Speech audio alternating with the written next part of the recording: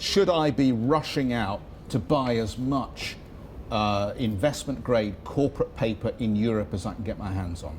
Yeah, before you rush, I would say let's wait for the scope and the size to be announced very soon. There are some estimates out there. It's possibly the inclusion of corporates. You have to think also the pool of eligible assets is somewhere between 450 billion to up to 600 billion, which is definitely quite a sizable chunk of the debt market.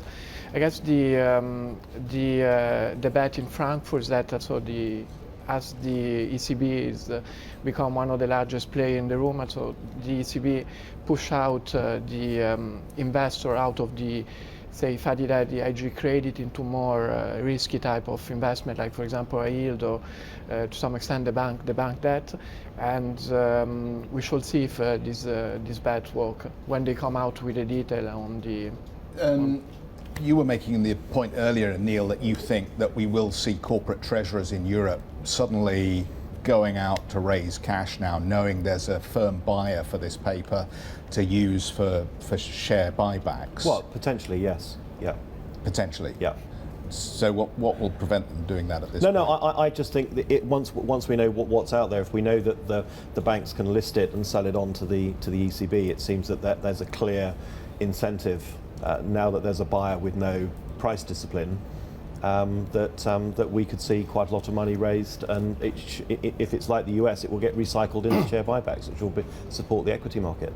What do you think, Stephen? So I think you've got to bear in mind that at this stage, the press release giving the detail for the corporate sector purchase program is just 400 words long. So I remember that as being a secondary school essay length, and there wasn't much depth in that from me anyway. So there is a bit of a wait and see going on here. But the history of this sort of action is pretty positive. So I think the corporate bond sector is still a buy. So it's still a guessing game though, isn't it?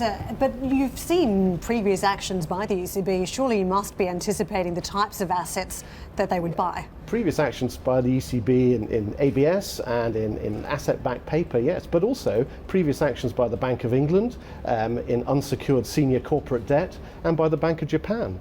Now, you go back to March 2009, and the Bank of England added corporate bonds to their asset purchase program and ran a series of auctions weekly. They bought bonds on Thursday out of the market. They sold them back if you wanted them on Friday.